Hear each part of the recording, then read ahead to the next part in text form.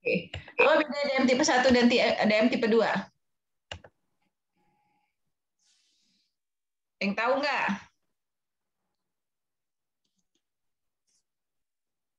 Kebanyakan orang tuh DM tipe 1 apa DM tipe 2?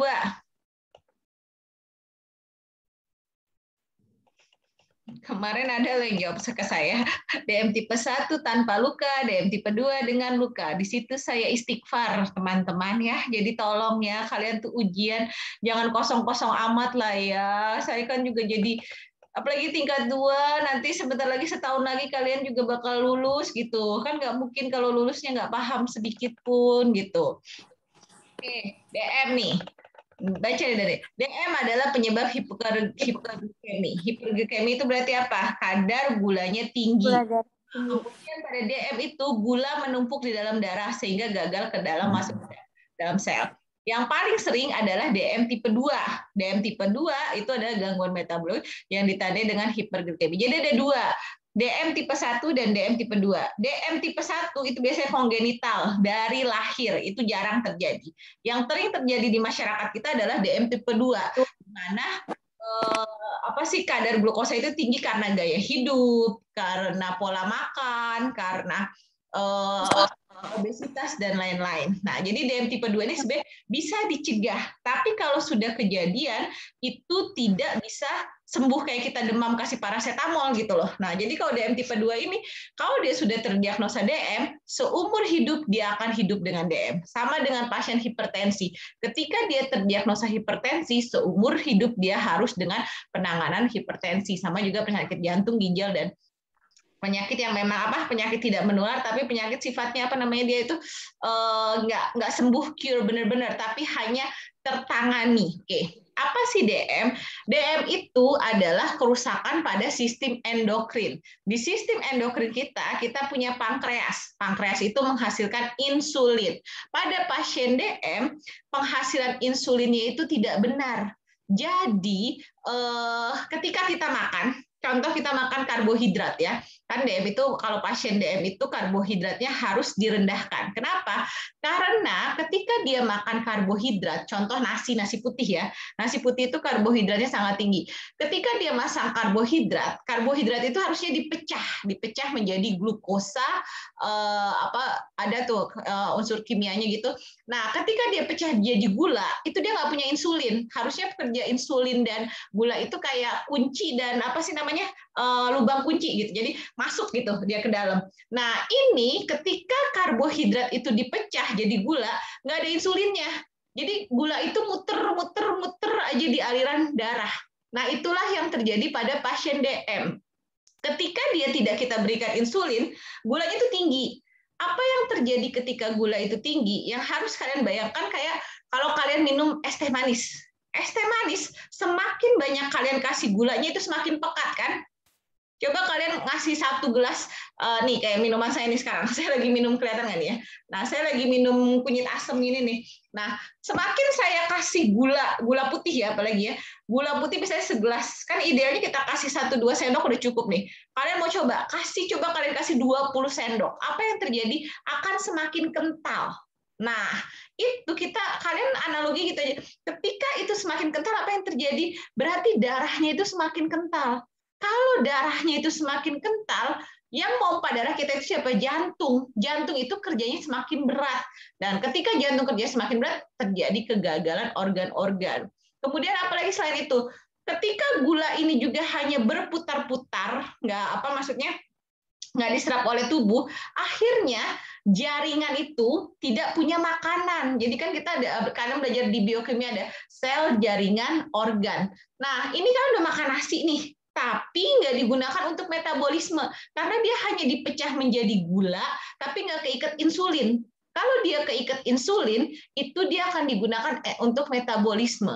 Makanya tanda gejala awal pada pasien DM, kadang dia makan banyak tapi dia kurus gitu. Jadi hati-hati dengan pasien yang penurunan berat badannya mendadak gitu. Jadi saya sendiri melihat waktu itu ibu saya, memang waktu itu saya lagi nggak bareng ya sama ibu saya masih di kuliah S2. Jadi ibu saya waktu itu laporan bahwa mama turun loh berat badannya. Berapa mah? 10 kilo. Saya sempat, 10 kilo. Saya sempat dari something nih pasti nih. Nggak mungkin ibu saya dengan usia di atas 50 penurunan berat badan 10 kilo gitu. Tapi saya nggak bisa langsung mendiagnosa kan. Tapi waktu itu saya langsung medical check up. Mama harus medical check up. Cek gula darah. Ketika cek gula darah ternyata 300. Jadi memang, jadi gula darahnya itu membuat penurunan berat badannya kurang lebih dari 10 kilo dalam 1 bulan. Karena kenapa? Dia makan nasi atau apa, tapi tidak diserap oleh jaringannya gitu. Jadi hanya makan itu hanya keluar gitu ya, tidak diikat gitu, nggak diikat sama jaringannya. Apa yang akan terjadi kalau ini terus-menerus? Contoh, maksudnya nauzubillah ya, misalnya orang nggak tahu, oh ya senang aja gitu loh, badannya kurus. Apa yang terjadi kalau terus-menerus 300-400 terus-menerus, ginjal itu akan rusak. Bisa terjadi gagal ginjal.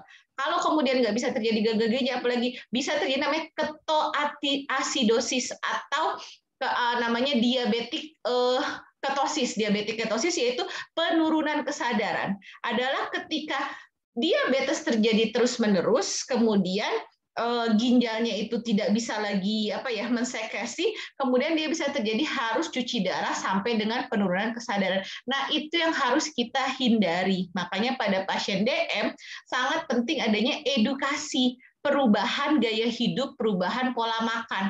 Karena dia harus tahu ketika dia gula darahnya terlalu tinggi, itu tubuhnya tidak bisa berfungsi dengan baik dan itu yang harus dihindari. Nah, ini yang maksud saya, pahami konsep DM-nya. Jangan hanya bikin LP tapi kalian nggak paham gimana apa sih isi dari LP ini.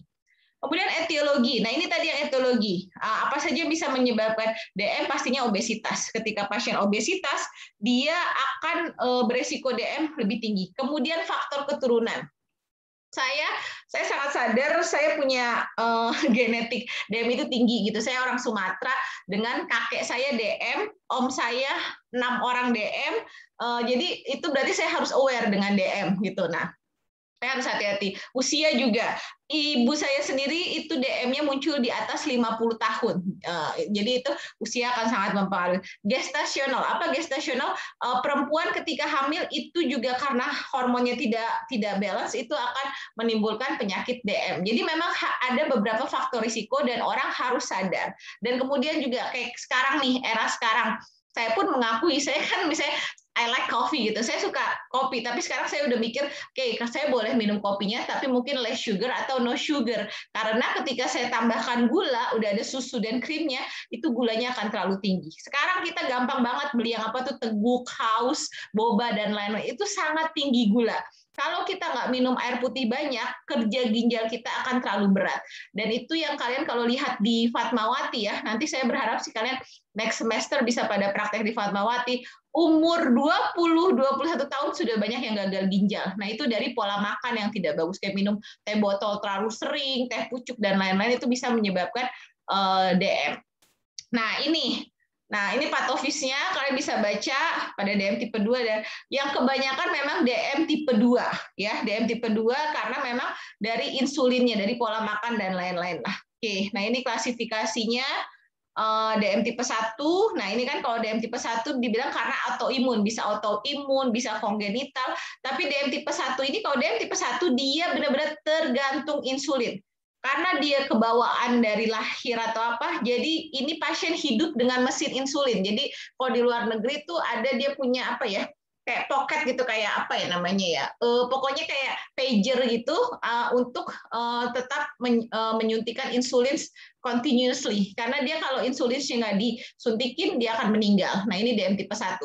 Nah kalau DM tipe 2 ini dia masih bisa kita kontrol gitu, tapi memang kalau dia nggak dikontrol dengan baik gitu, itu akan bisa dia harus tergantung insulin. Saya harus sering suntik insulin. Kalian bisa lihat lah ya, sekarang banyak kok pasien-pasien yang harus suntik insulin walaupun dia sudah pulang, karena suntik insulin itu mudah sih sebenarnya, nggak susah-susah banget, apalagi udah diajarin yang pakai pen itu gampang. Tapi memang kalau dia udah tergantung insulin, ini berat gitu. Saya sendiri, alhamdulillah, ibu saya ketika pertama kali didiagnosa, saya sangat mempertahankan, saya mau insulinnya itu bentuknya oral. Jadi saya tiap kali ke dokter, saya bilang, tolong dok, pertahankan dosis insulinnya itu oral, jangan sampai disuntik, karena kan disuntik itu menyakitkan ya. Jadi saya tekankan banget, saya tuh ribut banget sama ibu saya terkait pola makan. Kalau olahraga masih susah, tapi pola makan memang saya agak strict. Nah di situ yang alhamdulillah udah berapa ya, ada ibu saya berarti 10 tahunan hidup dengan DM dan alhamdulillah bisa bertahan dengan hanya dosis oral gitu tanpa disuntik. Tapi kalau orangnya bandel, dia misalnya masih suka makan martabak, dia juga benar-benar obesitasnya itu bisa sampai gagal jantung dan insulinnya bisa tiap kali makan dan lain-lain. Nah itu yang susah lah itu sebenarnya. Jadi kalau pasien DM ini, kalau pasiennya masih kooperatif, itu kita bisa mencegah kegawatannya. Tapi kalau udah pasiennya semau dia nggak mau diatur makannya dan lain-lain, itu yang memang menyulitkan, dan itu yang akhirnya sekarang sadly to say ya, di Jakarta itu klinik hemodialisa itu berkembang dengan pesat gitu. Kalau kalian mau jadi perawat hemodialisa, itu banyak banget terbuka, karena memang klinik hemodialisa di Jabodetabek ini berkembang dengan pesat karena kebutuhan pasien yang dicuci darah itu sangat tinggi sekarang di Jakarta. Itulah efek dari pola makan, pola hidup dan lain-lain yang memang tidak sehat gitu. Oke. Kemudian ini DM ya, ini yang lain-lain. Nah, ini gejala awal dari DM, poliuri. Poliuri itu dia banyak berkemih. Tuh polidipsi juga dia banyak minum. Nah, ini pokoknya banyak semua nih. Poliuri banyak berkemih, polidipsi banyak minum, polifagi dia banyak makan, nih penurunan berat badan juga. Jadi dia banyak makan tapi nggak keserap, makanya dia jadi lemes aja gitu, berat badan nih, penurunan berat badan dan juga kelemahan. Karena tadi yang saya bilang, dia makan tapi cuma gulanya muter-muter aja di badannya, tidak keserap sampai ke sel, jadi tidak digunakan oleh metabolisme. Nah itulah yang perawat harus aware gitu. Saya sendiri pun ngerasa saya kecolongan tuh dulu sama ibu saya, karena saya memang lagi nggak serumah gitu. Saya cuma mikir aneh aja kok tiba-tiba turun 10 kilogram dalam 1 bulan gitu. Jadi memang pentingnya pada lansia pemeriksaan medical check up yang rutin, karena memang pada lansia kan sangat mudah ya status kesehatannya berubah. Nah ini ini adalah perhimpunan endokrin ya kayaknya nih ya, perhimpunan kedokteran endokrin kalau nggak salah ini. Ada dokter DM itu sekarang namanya CARE ya, dokter kelainan endokrin metabolisme, ada dokter spesialis endokrin lah itu. Nah, permulaan gejalanya polifagi. Ini polifagi dia banyak makan. Kemudian dia sering aus juga, polidipsi. Urin ini poliuri. Nah, ini kalian harus apa nih istilahnya, jangan ngomong banyak jadi aus. Jadi kalian harus pakai istilah ini, polifagi, polidipsi, poliuri. Ini tolong dihafalkan. Kalian UKOM pasti ini keluar. Apa itu polifagi, apa itu polidipsi dan poliuri. Poliuri ingat aja ada berhubungan dengan urin. Oh, berarti dia banyak berkemih. Polidipsi, dipsi gitu loh. Dipsi itu berarti dia sering haus. Kalau fagi kan fago itu makan, berarti dia banyak makan. Poli itu kan artinya banyak. Kayak politeknik berarti kan banyak keilmuan. Nah, jadi harusnya ini kalian kalau udah belajar paham konsepnya itu sih lebih gampang. Nah, ini gejala yang sering dialami, ada kesemutan, ada rasa baal, mudah mengantuk gini. Prinsipnya pada pasien DM perfusi itu kemungkinan besar terganggu. Apa maksudnya perfusi? Perjalanan perjalanan oksigenasi dan nutrisi ke organ perifer. Makanya gini, kan insulin itu tadi yang saya bilang, insulin dan gula itu kayak anak kunci dan kuncinya itu yang masuk ke dalam.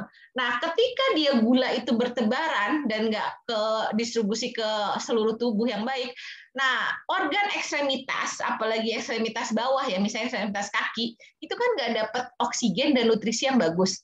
Kadang dia jadi kesemutan, jadi baal, mati rasa.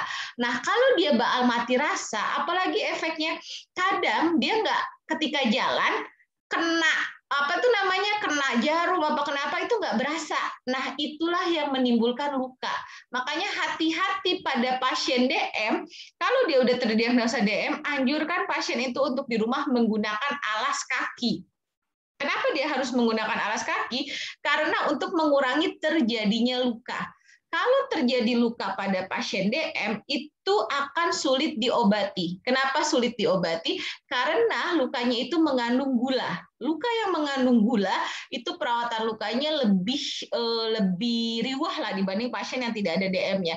Dan luka pada pasien DM itu spesifik kita sebut dengan gangren. Udah pernah nyium luka gangren kah? Ada yang udah pernah nyium luka gangren? Udah, Bu. Udah, Ulil. Siapa lagi yang udah pernah? Kayaknya di Tangsel. Udah, Bu. Ya sih udah. Mantap. Udah, Bu. Udah, Bu. Udah. Itu, baunya itu khas luka gangren itu. Iya, Bu. Saya pernah nyium baunya, Bu. Iya, nah gimana? Sampai ada kopinya di situ, jadi bau nyengat kopinya lebih dominan daripada bau itu. Kalau kalian dinas ya, perawatan luka pasien gangren ya, kalian selesai dinas masih pakai baju itu, insya Allah makan dengan bau luka gangren. Seperti itu kan yang dialami kan? Masih terbayang, Bu. Masih terbayang, Bu, baunya, Bu. Saya pun dulu Bu. Iya, saya pun dulu gitu ketika jadi mahasiswa, ketika saya dulu kan kalau di Cipto, saya kan di Cipto kan, di Cipto itu satu ruangan saudara-saudara pasien DM dengan luka gangren. Jadi masuk itu udah gitu zaman saya dulu kuliah belum pakai masker lagi. Aduh itu indah banget dunia saya ya. Udah sakit kepala apa saya tahan lah semuanya ya demi gelar nurse. Bu, 2 aja masih kecium, Bu. Double 2, Bu. Masker. Jadi saya nggak pakai masker waktu itu, nggak tahu lah ya apa yang membantu saya saat itu. Jadi kita itu memang, dan itu kalau di Cipto kan tahu sendiri rumah sakit tipe A, jadi itu udah gangrennya bukan yang kecil-kecil lagi, yang udah bisa 1 kaki, yang 1 apa, yang perawatan lukanya 1 jam 2 jam dan lain-lain lah ya. Nah itu memang ketika saya dinas ya, perawatan luka sampai saya pulang itu baju baunya masih subhanallah pokoknya lah ya. Nah itulah resiko jadi perawat. Nah jadi memang perawatan luka DM ini butuh butuh ketekunan perawat.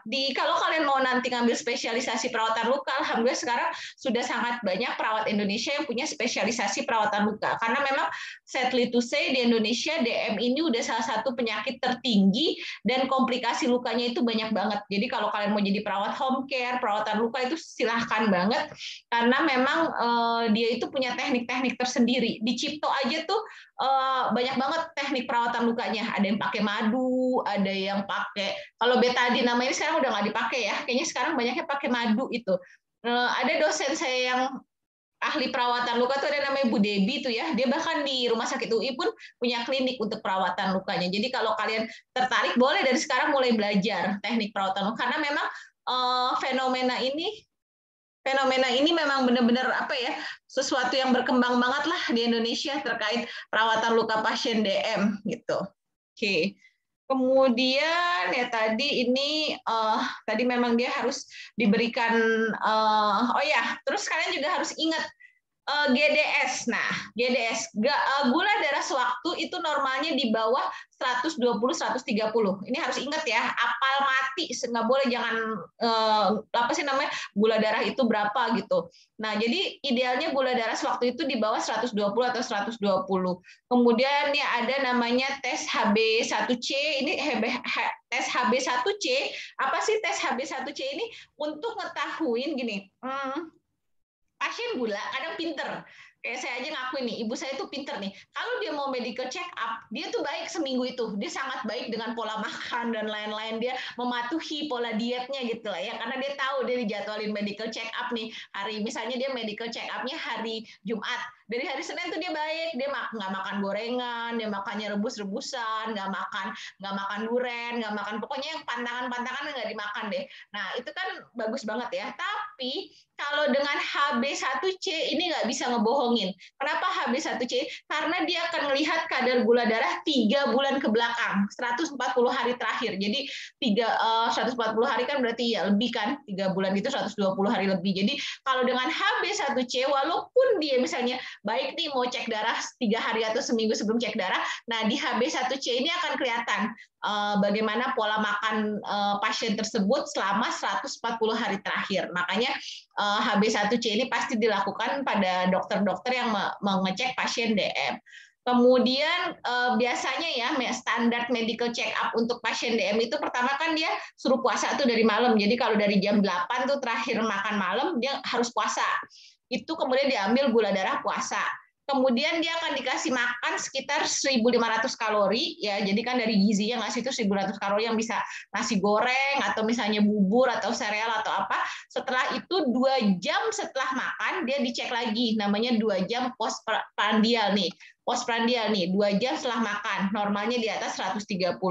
Nah, kemudian ada gula darah puasa nih, tes glukosa. Nah, tes glukosa darah yang paling gampang GDS, gula darah sewaktu, itu yang kita bisa pakai finger stick itu doang, yang di lab juga ada ya ini alatnya, dan ini semua orang bisa ngelakuin. Gula darah sewaktu juga normalnya dia itu di bawah 130 ya, jadi kalau dia di atas 130, kalau misalnya 200 atau apa itu agak tinggi, tapi biasanya pada pasien DM itu jarang ya dia benar-benar di bawah 130, kecuali dia udah makannya, karena kalau sama pasien DM itu sama dengan pasien hipertensi, dia nggak bisa terlalu rendah dia pusing gitu. Saya kan udah ngecek ya ke ibu saya udah membandingkan gitu. Ibu saya tuh kalau dia gula darahnya masih 130 140 itu saya anggap normal, karena dia memang pasien DM. Kalau dia gula darahnya udah sampai 80 itu dia pusing, jadi nggak boleh rendah-rendah banget. Jadi kita ambilnya di range 100 saja, 100 sampai 130 itu masih normal buat orang dengan DM.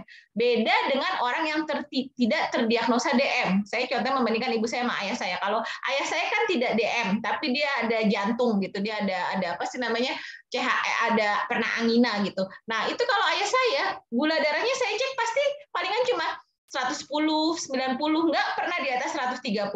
Kalau ibu saya dengan DM itu seringnya gula darahnya 120, 150, kadang 180. Cuma kalau udah 180 saya paling ya udah obatnya itu harus diminum, karena kan susah ya, pasien DM itu sangat susah minum obat terus gitu. Jadi mikirnya kan nggak apa-apa nggak minum obat, gini-gini orang nggak ada keluhan gini. Padahal kalau nggak minum obat akhirnya kan gula darahnya cuma muter-muter, nggak keikat insulin. Nah itu sangat susah mengedukasinya. Jadi memang pasien DM itu rentang gulanya nggak boleh terlalu rendah. Kalau rendah pun itu bisa penurunan kesadaran. Jadi kita harus hati-hati dengan ininya. Nah, gimana penata laksananya? Pertama memang edukasi. Edukasi pasien DM ini nggak mudah. Gimana kita mengingatkan dia harus minum obat, harus olahraga, pola makan yang sehat, dan lain-lain. Oke, kemudian juga latihan fisik ini penting. Semakin dia bagus olahraga, biasanya gulanya akan lebih terkontrol. Jadi kalau dia mau nggak minum obat, supaya gulanya itu rendah, memang harus olahraga. Kemudian terapi gizi, ya ini harus dijelasin gizi seimbang. Jangan tinggi karbohidrat, karena memang karbohidrat itu tinggi gula.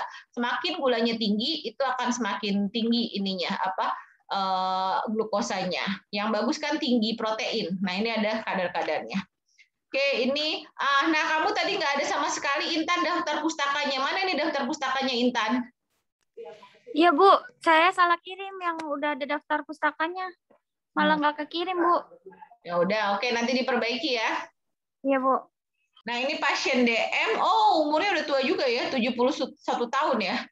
71 tahun, dia pendidikannya SD. Udah berapa tahun DM-nya Intan? Katanya sih 2 tahun, Bu. Oke, 2 tahun. Terkontrol atau tidak? Kebetulan dia katanya bulan lalu tuh, bulan Agustus, baru dirawat di itu, apa sih, rumah sakit yang sama, tapi di ruangan berbeda. Oke. Oh, ini berarti udah dengan luka ya? Ini ada luka. Iya. Oke. Ini kursi, menggunakan kursi roda, kemudian terpasang infus, tidak ada tanda oke, kemudian nyeri, oh udah ada nyeri di sebelah kaki, terdapat luka. Berapa ukuran lukanya nih, kamu ukur nggak? Ini pasti ngambilnya dari rekam medis saja. Kamu ngelakuin pengkajian langsung nggak, Intan, ke pasiennya? Pengkajian langsung, Bu. Saya sering GDS-in dia malah, Bu. Nah, ini sekarang nanya-nanya. Ini coba pengkajian nyeri PQRST-nya gimana?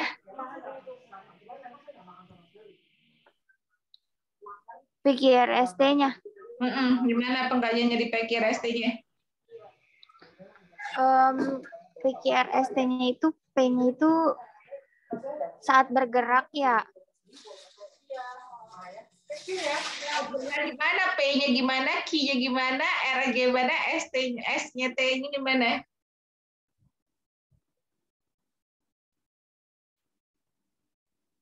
Gimana Intan? Ya, Bu. Gimana pengkajian PQRST-nya? Kan ditanyain kan, Bu, ke pasiennya, Bu. Iya, gimana apa? Skala nyerinya berapa? Iya, apa Yang hasil dia rasain. P itu apa? Q itu apa? Ayo udah ujian. Apa P? P-nya itu Apa?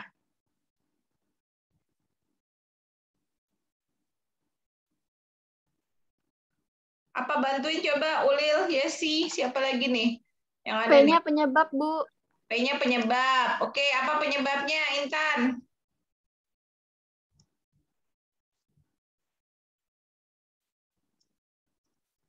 Ini cuma baru 9 orang ya, nggak ada lagi nih. Gerald nih, Gerald, ayo bantuin coba yang lain. Masa nggak ada yang tahu sih PQRST udah ujian loh. Ya ampun. Q-nya itu penyebabnya kualitas. itu luka diabetes, Bu. Kok penyebabnya dia diabetes sih? Oh, Gimana sih? Dari penyebabnya kalau Coba, siapa Dinda? Coba Dinda bantuin. Dinda, Gerald, Syahadat. Lah bantuin, jangan cuma masuk Zoom tapi kagak ada orangnya. Nggak percaya saya mah kayak begini. Masuk Zoom nggak ada orangnya. Nggak ada suara, nggak ada ini. Sama aja itu mah. Emangnya saya nggak tahu. T-nya Apa? T-nya itu karena luka, Ibu. T itu apa, T? Penyebabnya, Bu. Dia P. nyerinya di kaki, Ibu. Pasiennya saya tahu, Bu. Pasiennya Intan. Iya, P kan Penyebab apa gimana Gerald? penyebab diabetesnya, Bu. Tadi kan aku udah jawab gitu. Kok saya salah? Tapi kan bukan sekedar dari diabetesnya, misalnya dari apa sih saat itu gula yang spesifik lah gitu loh. Misalnya berarti Saat bergerak. apa? Nyerinya Oh, pada saat bergerak. Lebih spesifik itu nyerinya pada saat bergerak. Q-nya gimana? Kualitas. Kualitasnya gimana? Apakah rasa Seperti tusuk-tusuk atau ditusuk-tusuk, Bu, soalnya dia teriak-teriak mulu pasiennya, Bu. Emang teriak-teriak berarti seperti ditusuk-tusuk. Kajiannya enggak juga, Bu? harus data pasien loh, bukan data perawat. Siapa juga yang kemarin dia ngomong skala 5 pasien meringis. Mana ada skala 5 pasien meringis? Skala 5 itu Teriak-teriaknya tuh emang dia begitu, gimana ya? ya, tapi kan dikaji ke pasien. Ekspresif banget. Bukan dikaji yang nentuin perawat. Skala nyeri Iya, Bu. saya dan skala nyeri Intan itu berbeda. Jadi itu ditanyain ke pasien, bukan sekedar saya ngecek gula darahnya, Bu. Iya, kamu ngecek gula darah. Tapi yang pasien kamu butuh bukan sekedar pengecekan gula darah. Pasien kamu juga butuh pengkajian nyeri. Pasien kamu juga butuh manajemen nyerinya, gitu. Oke, tadi Q-nya misalnya seperti itu harus ditanya, Intan harus tanya, Bapak, Ibu merasakan nyerinya seperti apa? Bukan kita hanya ngelihat dari respon, harus ditanya. Mau gimana pun pasiennya itu harus ditanya, gitu. Oke, Q misalnya ditanyakan ke pasien. Oke, Bapak, Ibu nyerinya seperti apa? R-nya apa? Gimana lagi? Lokasi. Lokasinya. Nah, itu gimana lokasinya kalian nanya apa enggak? Apa lihat doang? Observasi, lihat lukanya di sebelah mana. Observasi dan juga ditanya. Intinya kan kita tuh data subjektif, data objektif. Semua pengkajian ada data subjektif, data objektif. Jangan terlalu percaya. Walaupun perawat berpengalaman pun, kalian harus menggabungkan dua data itu. Nggak bisa kita pede aja, saya udah tahu nih kalau kayak gini berarti skala 5, skala hebat banget kalian. Itu ada namanya ilmu kirologi kayak gitu ya. Kira-kira aja semuanya gitu. Nggak kayak gitu. Ada dasarnya gitu. Ngapain kita kuliah lama-lama kalau nggak pakai ilmu kirologi? Kalau kirologi mah nggak usah kuliah gitu ya, jadi ahli ini aja gitu. Nah itu jadi ditanya dulu gitu. Jadi kita boleh menggunakan data objektif observasi, tapi didukung dengan data subjektif. Oke, PQR. S-nya skala gimana? Menanyakan skala, Ulil. Gimana kamu cara nanya skala, Ulil? Skala Kalau saya dilihat dari ibunya, Bu. Sakitnya seperti apa kalau dia ekspresinya itu, Bu? Kalau saya. Siapa sih yang ngajarin kalian skala itu pakai ekspresi? Saya bingung loh referensinya dari mana. Siapa yang ngajarin, dosen siapa yang ngajarin, saya tanya ini nih. Atau referensi mana yang kalian baca ini? Gerald, gimana Gerald skala? Menanyakan 1 sampai 10. Gimana Gini, Bu. coba Dinda? Gimana coba Gerald atau Dinda siapa? Gimana caranya skala 1 sampai 10? Biasanya kita bawa kayak ROM itu, Bu, ada gambar yang nyeri banget. Nggak usah gambar itu buat anak-anak. Nih kan pasiennya udah tua. Tuh. Gimana? Gimana Dinda? Coba Dinda. Iya Ibu, kayak misalkan kita tanya ke pasiennya, Ibu skala nyerinya Ibu perkiraan 1 sampai 10 di angka berapa gitu Bu kalau saya. Oke, siapa lagi? Yesi, ayo Yesi gimana? Nih kayak kemarin juga ujian udah saya terangin deh. Kayaknya Intan juga kan yang ujian sama saya. Iya, Yang Ibu. bilang skala 5 menyerah ini. Gimana Yesi caranya? Iya, Bu. Ibu sama kayak Dinda sih. Jadi dijelasin juga misalkan dari 3 sampai 4 itu kan 1 sampai 3 itu ringan, 3 sampai 6 kan sedang. Terus selanjutnya kan berat gitu Bu dijelasin. Terus pasiennya milih gitu. Gini loh caranya. Nah, oke saya bilangkan, oke Ibu perkenalkan, nama saya Nurse Rina. Saya adalah yang merawat Ibu dari jam 7 sampai jam 2. Oke Bu, saya mau mengkaji terkait skala nyeri Ibu. Skala nyeri itu saya gunakan 1 sampai 10, di mana 1 tidak ada nyeri, kemudian 10 nyeri paling hebat. 1 sampai 3 itu nyerinya sedang Bu, 4 sampai 6 itu nyerinya ringan, 4 sampai 6 itu nyeri sedang, 7 sampai 10 itu nyerinya berat. Nah, Ibu kira-kira di skala nyeri berapa? Nyeri ringan, nyeri sedang, nyeri berat. Nah, Ibu bisa diklasifikasikan Kak dari nilai 1 sampai 10. Kita jelasin skala itu ke pasiennya, bukan melihat pasiennya. Pasien meringis skala 5. Itu kalian nggak lulus UKOM-nya seperti itu. Dan jangan pernah bilang Bu Rina ngajarin kayak gitu. Nanti ijazah saya dicabut sama dosen KMB saya ya. Jadi tolong sekarang pokoknya yang sekarang bimbingan nama saya ingat nih nama-namanya. Ulil, Intan, Yesi, Dinda, Gerald, Afina.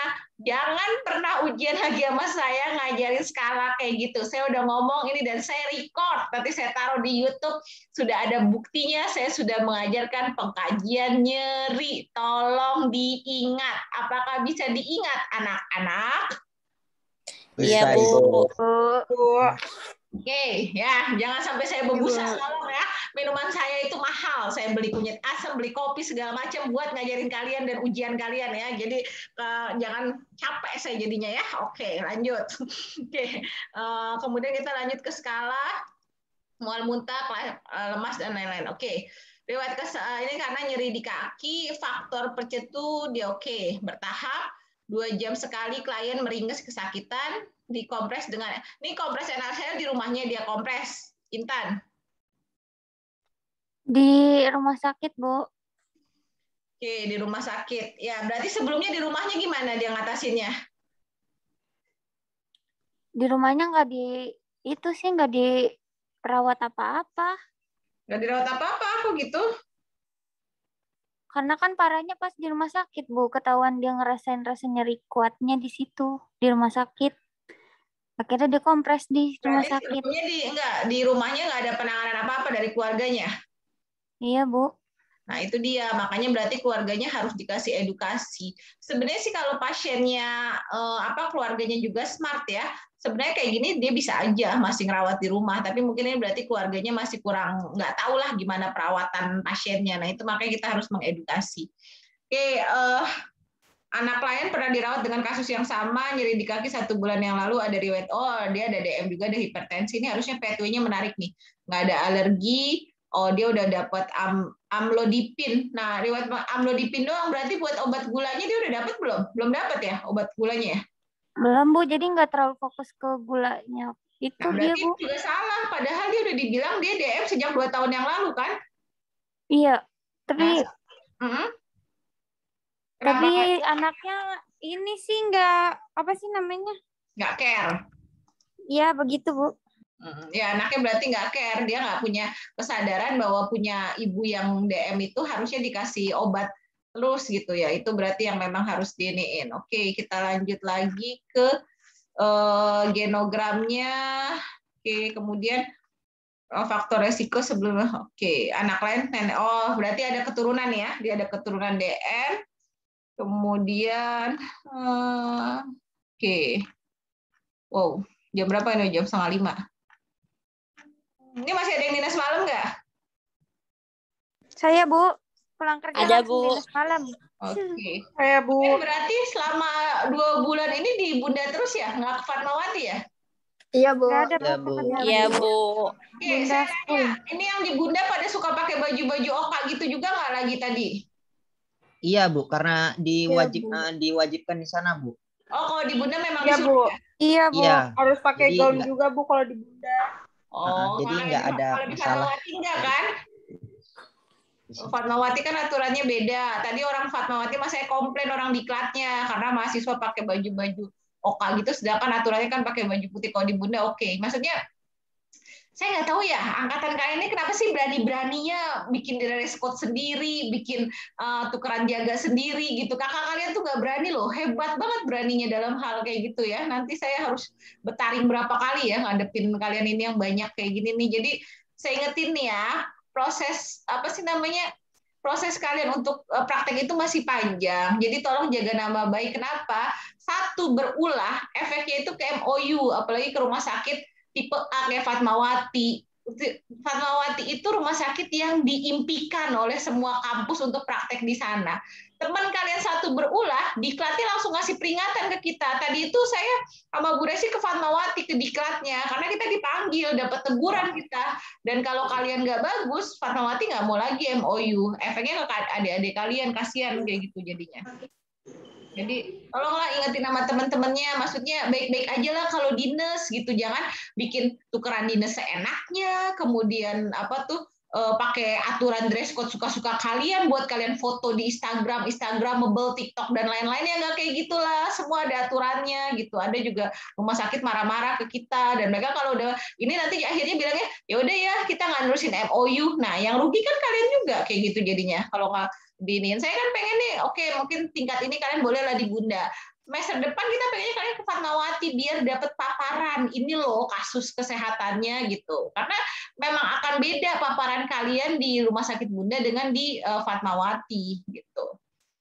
Oke, berat badan. Oh, ibunya nggak ini ya, kurus ya nih ya. Kayaknya 43, tingginya berapa nih? Oh, tinggi cuma 150. Ya, berarti nggak gendut-gendut banget nih dia. Oke, konjungtiva, anemis, kornea normal, skala, aniterik, pupil isokor, otot. Oke. Wait, tunggu bentar ya. Kayaknya ada. Ya, wait dulu ya. Wait, oke, bentar.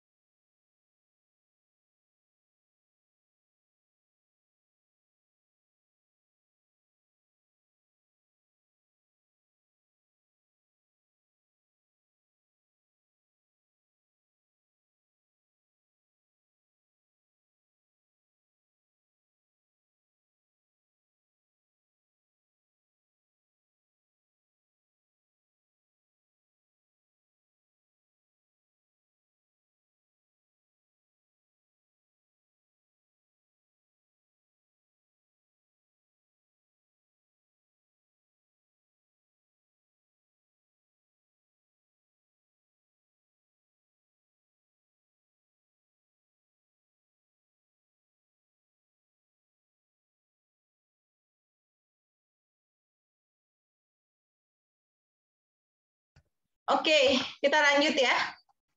Oke, bisa dengar suara saya? Bisa, Halo? Bu. Oke, Bisa, ya. Bu. Kita analisa data daun telinga ini normal. Oke.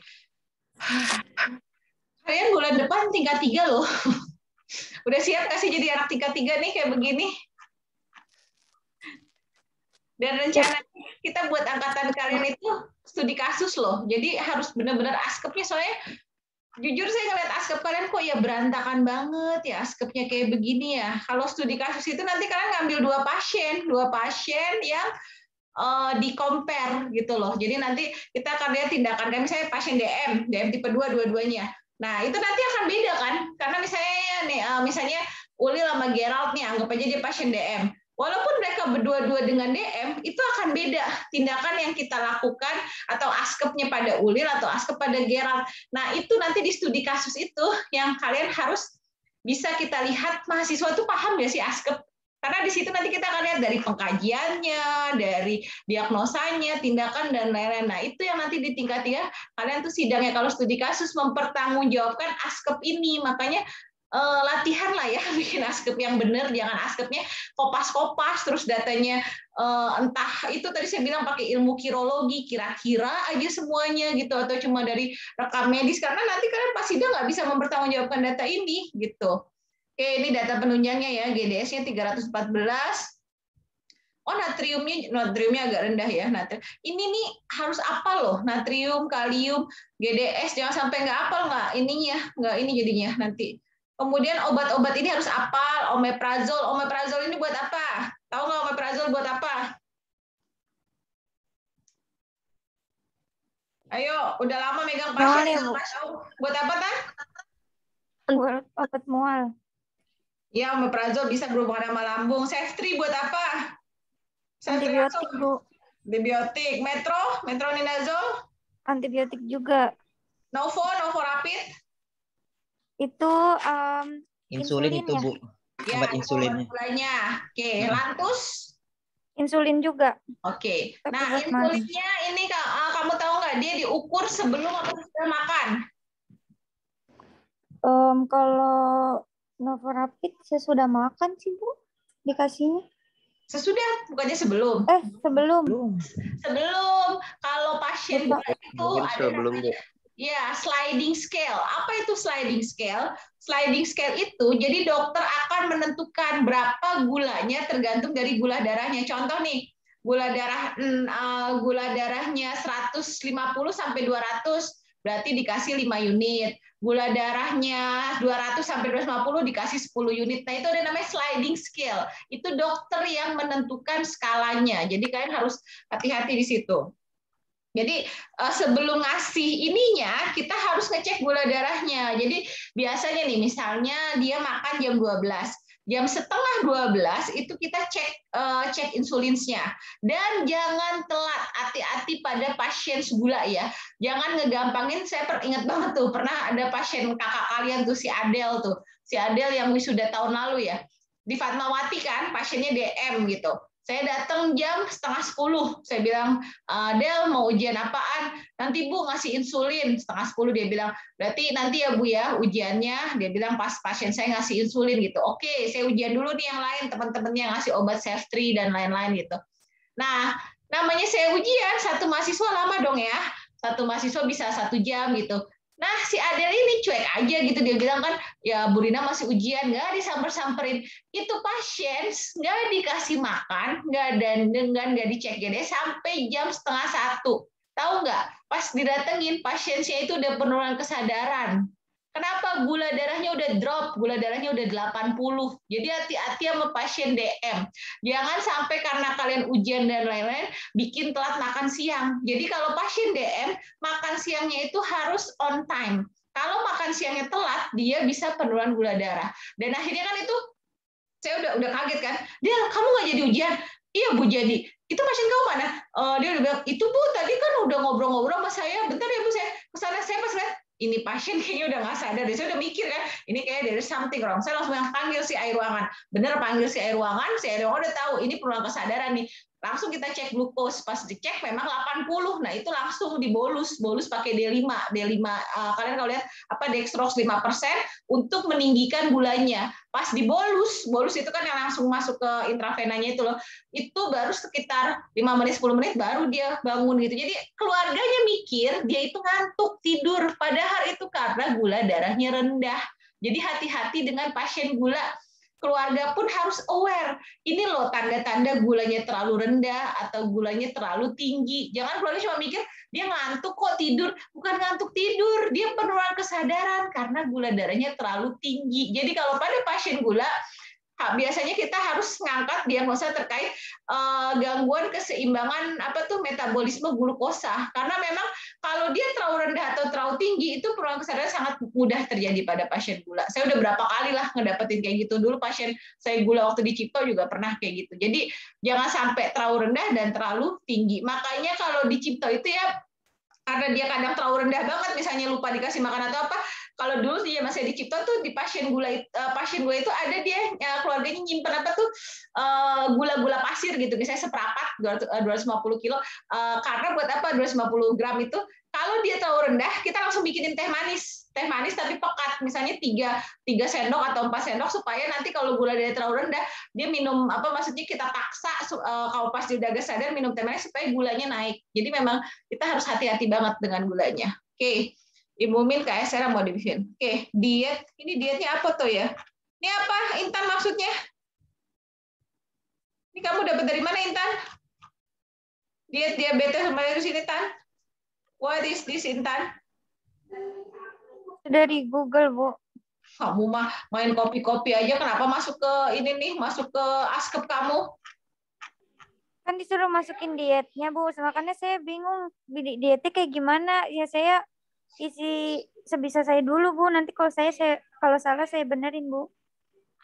Ya udahlah, tapi nggak kayak gini juga kali, nanti aja lah saya revise. Oke, ini data fokus, data subjektif, data objektif.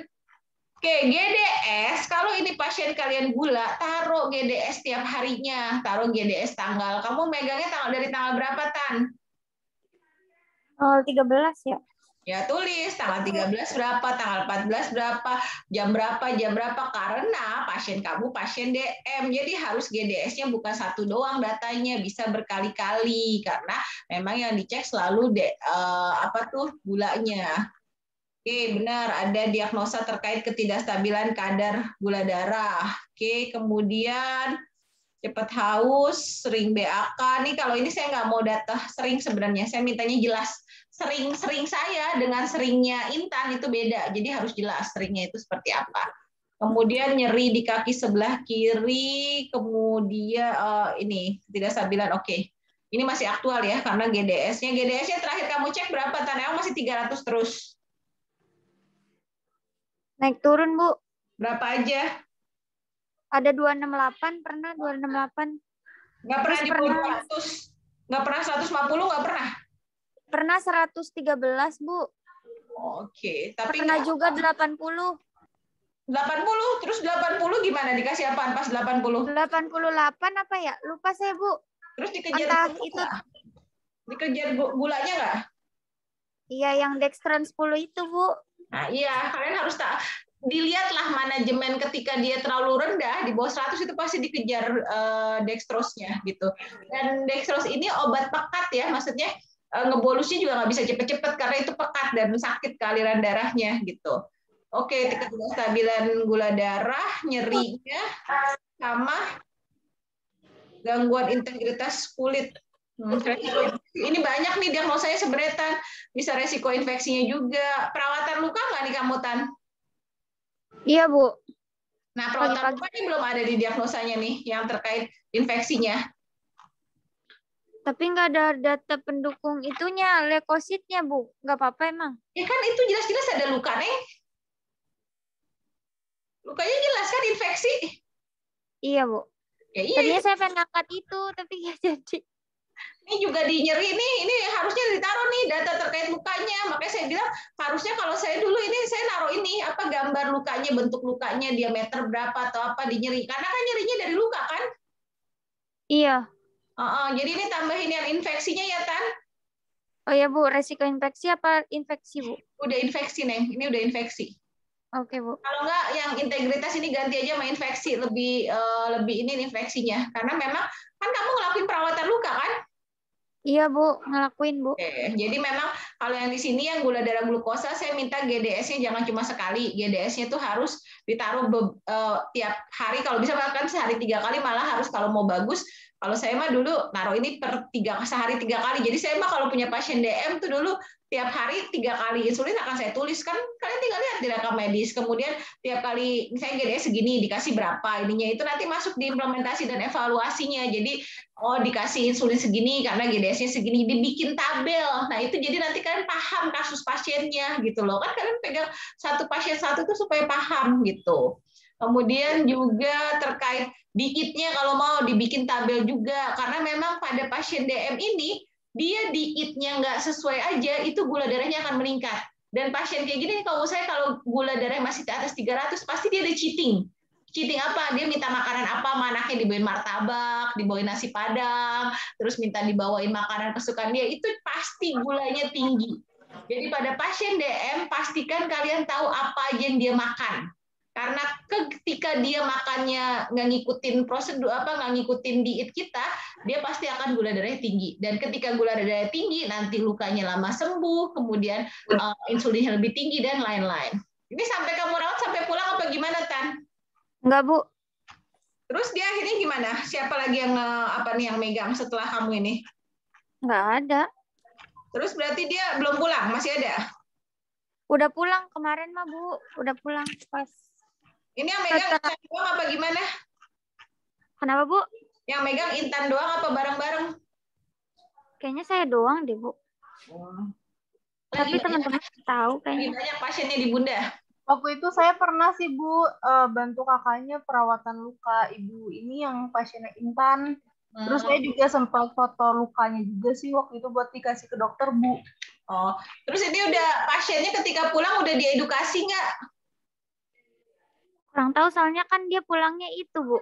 Apa? Pas pagi-pagi pas saya kan dinas malam terus tuh ya Bu ya. Pas saya datang ternyata udah nggak ada pasiennya, udah pulang. Terus yang lain nggak ada yang megang pasien ini, semuanya nggak ada yang nggak ada yang memberikan edukasi. Diedukasi Bu sama itu. Sama siapa? Sama kakak perawatnya. Oh, kalian kok enggak? Apa yang diedukasi sama kakak perawatnya? Ya kan keluarga pasien juga kan nanya kayak gimana cara perawatan lukanya, terus kakaknya kasih tahu Bu. Gitu. Ya, jadi memang kalau pasien-pasien kayak gini, edukasi ya yang penting ya. Pertama, benar tadi perawatan lukanya, jadi harus dijelasin kayak berarti kalau pasien kayak gini, apalagi dia udah tua ya, dia harus pakai sendal di rumah. Dia udah pakai sendal karena kenapa? Kalau menurut saya, dia ini udah baal di kakinya. Jadi nanti kena tusuk atau apa, dia nggak akan ngerasa. Makanya di rumah dia harus pakai sendal. Dan orang rumahnya harus memastikan lingkungan rumahnya itu tidak ada benda-benda tajam.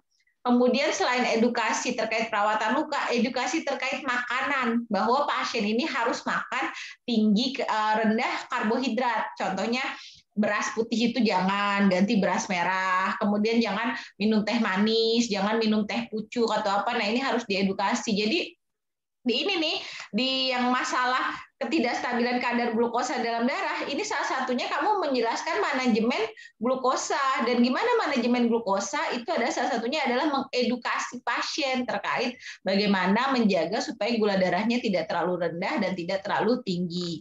Di nyeri juga kalian kan harus mengajarkan manajemen nyeri, gimana cara untuk mengurangi nyerinya, terus gimana supaya pasiennya itu bisa lebih rileks. Dan kalau tadi yang infeksi berarti gimana perawatan lukanya, manajemen infeksinya. Gitu sih kalau menurut saya.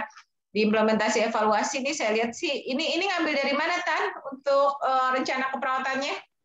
SDKI Bu, sama SDKI.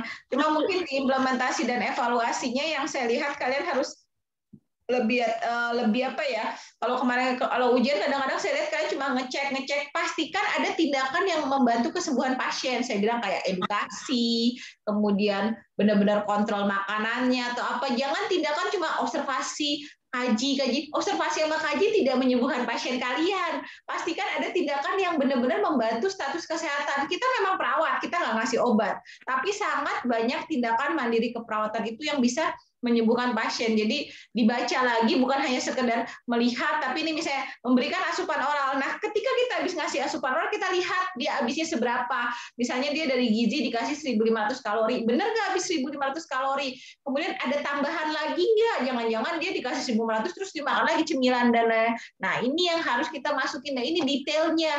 Jangan cuma ngambil dari SDKI, tapi kalian nggak melihat pasien kalian secara holistik. Itu yang harus benar-benar diperhatikan. Nah, ini pengajaran, ini juga yang kayak nyeri. Tadi yang saya bilang, nyeri PQRST itu kuasain, banyak banget YouTube tutorial terkait pengkajian nyeri. Tinggal kalian mau belajar atau tidak. Kalau kalian mau belajar, kalian akan tahu bagaimana melakukan pengkajian nyeri. Dan 90% pasien yang datang ke rumah sakit dengan keluhan nyeri. Jadi perawat wajib mengetahui bagaimana pengkajian nyeri yang baik dan benar. Kemudian perawatan ini yang perawatan luka, ini juga tadi saya bilang ilmunya banyak banget dan ini masih sangat berkembang. Dari zaman saya kuliah sampai sekarang ilmu perawatan luka ini banyak. Jadi ya nanti kalian bisa baca lagi lah. Saya bukan spesialis saya ya perawatan luka. Jadi saya kalau ngejelasin ini saya tahu in general lah. Perawatan luka intinya adalah dia harus steril dan kita membuang jaringan-jaringan yang matinya itu. Tapi gimana in details itu udah banyak banget tutorialnya dan lain-lainnya. Oke sih, ada lagi nggak yang mau ditanya Intan terkait yang ask pasien kamu ini, Intan? Jadi apa ya? Saya lupa. Apa? Kalau misalnya kalau itu dietnya berarti harus diperbaiki lagi ya, Bu? Iya, dietnya ini saya lihat kalau pasien kamu bilang dalam berapa di rumah sakit masih ada 300, berarti dia ada nggak patuh sama diet tuh. Harusnya udah dengan obat insulin, harusnya dia selalu di bawah 130 atau paling banter 150 gitu.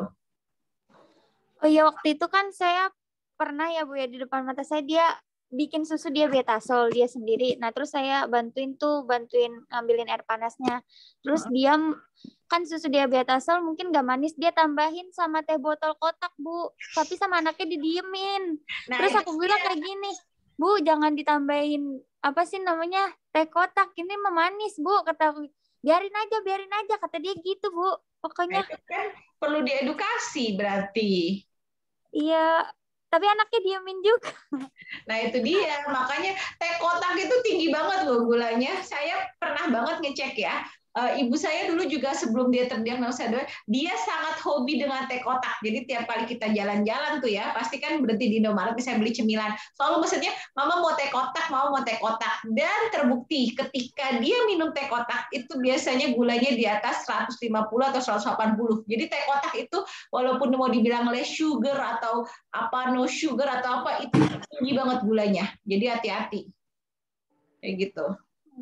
Ya, saya juga ngambil kasus ini karena apa sih namanya? Saya kan iseng-iseng punya GDS di rumah ya, Bu ya. Saya cek gula darah ayah saya. Nah, terus saya bingung, kok gula darahnya 434 kalau nggak salah, tapi dia nggak ada rasa apa-apa, Bu, keluhan apa-apa, nggak ada luka, nggak ada apa juga. Makanya saya tuh menarik pengen ngambil DF biar saya kasih tahu ke ayah saya gitu, Bu. Iya, kalau itu harus dicek dan harus ditreatment kalau 400. Memang nggak ngerasa apa-apa, tapi udah kerusakan di sel dan jaringannya, jadi harus dikasih obat lagi kalau udah 400 kayak gitu.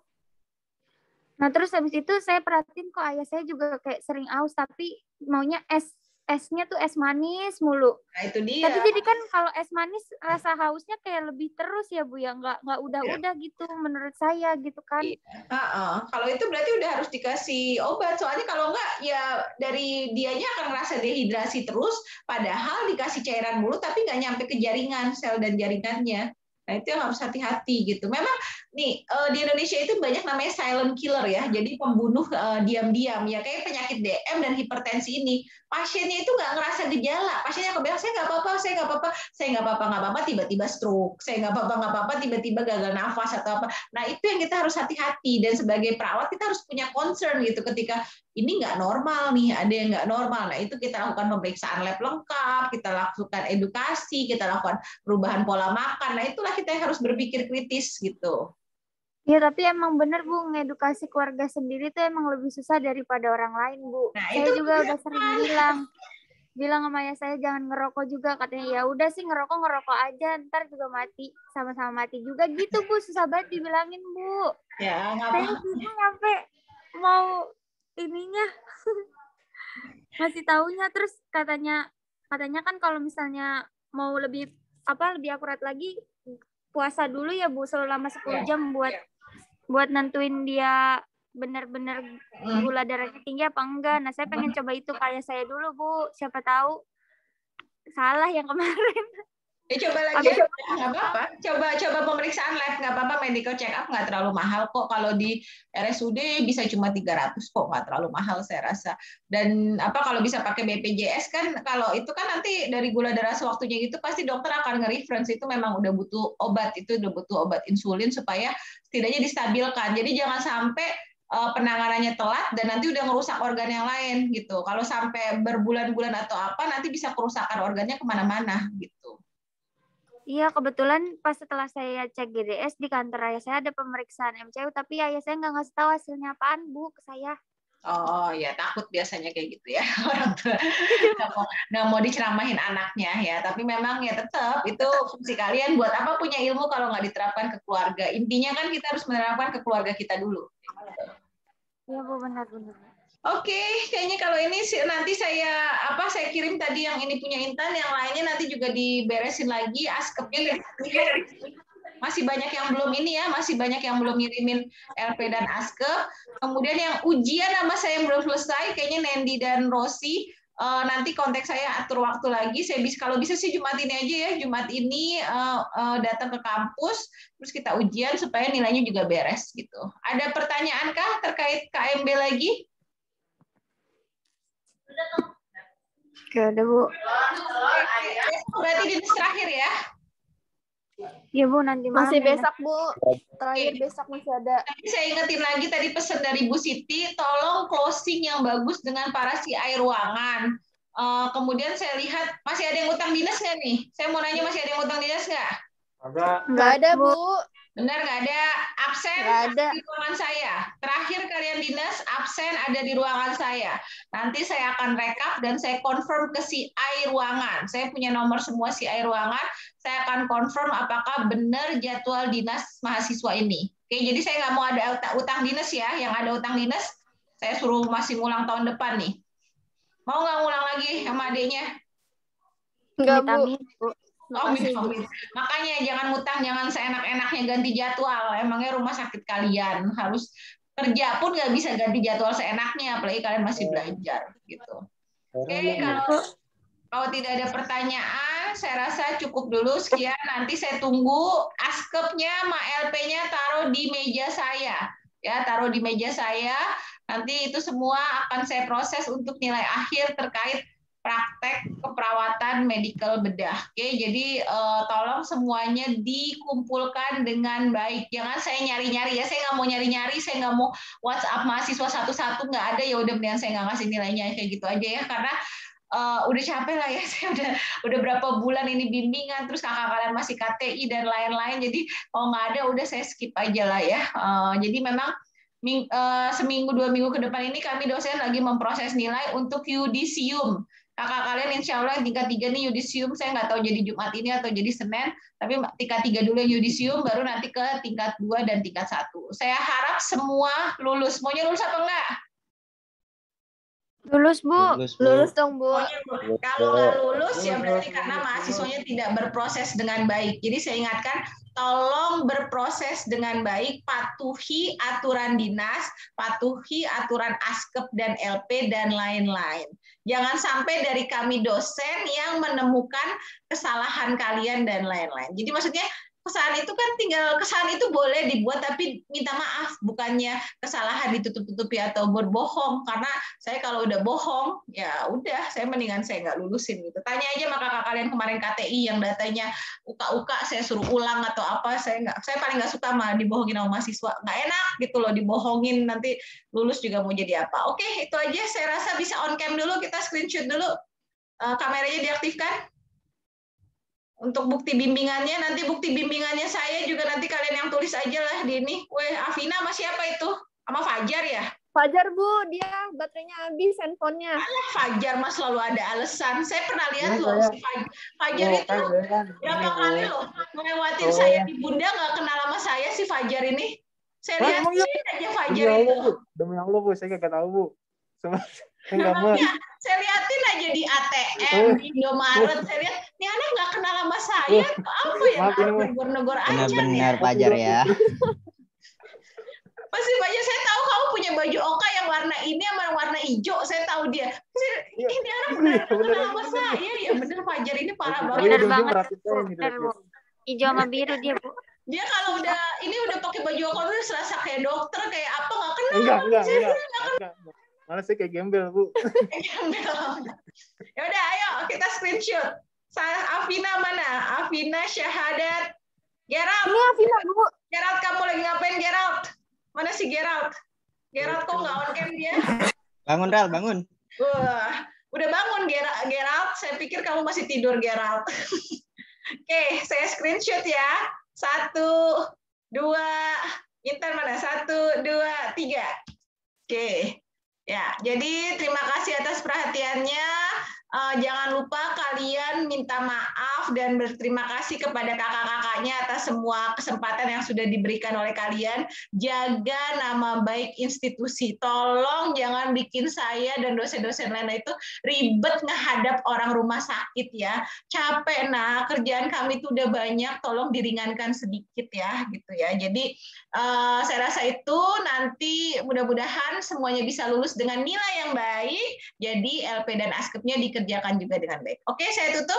Assalamualaikum warahmatullahi wabarakatuh. Waalaikumsalam warahmatullahi wabarakatuh. Makasih, Bu. Oke. Guys.